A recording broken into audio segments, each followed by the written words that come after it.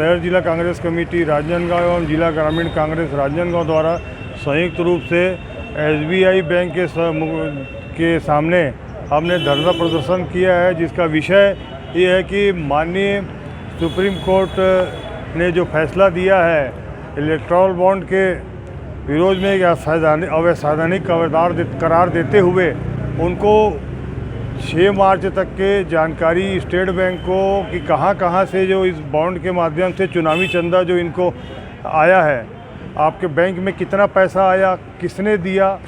और उनका नाम क्या है, ये सब बातों को माननीय सुप्रीम कोर्ट जी ने सार्वजनिक करने एसबीआई को निर्देश दिया था। किंतु अब एसबीआई द्वारा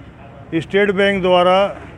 30 जून तक की इसकी जानकारी देने की बात के लिए आवेदन वहां दिया जा रहा है। ये आश्चर्य की बात है कि जब माननीय सुप्रीम कोर्ट जी ने उनको निर्देशित किया है और आगे चुनाव हैं, लोकसभा चुनाव, तो लोकसभा चुनाव में इस बात को सार्वजनिक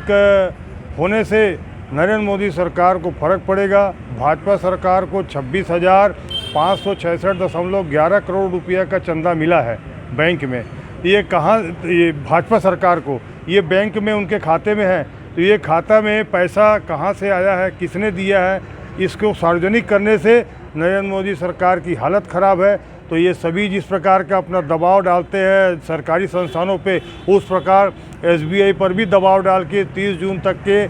हम जानकारी देंगे कि कार्रवाई को आगे पत्र को ये पीछे से बढ़ा रहे हैं, जिसका हम विरोध कर रहे हैं। और हमारा निवेदन है कि जो माननीय सुप्रीम कोर्ट ने जो निर्देश दिया है उनका वो पालन करें एसबीआई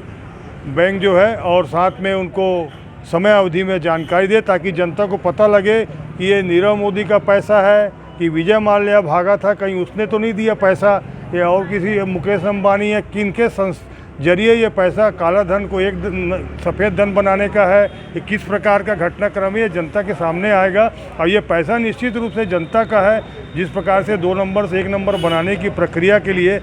ये काम किए हैं, इसी का विरोध जो है आदरणीय राहुल गांधी जी 2018 से करते आ रहे हैं, और वही आज सत्य की भी जीत हुई है। इसके लिए माननीय सुप्रीम कोर्ट को भी बहुत बहुत धन्यवाद है, और हम निवेदन है कि उसको जल्दी से जल्द की जानकारी को साझा करें और सार्वजनिक करें।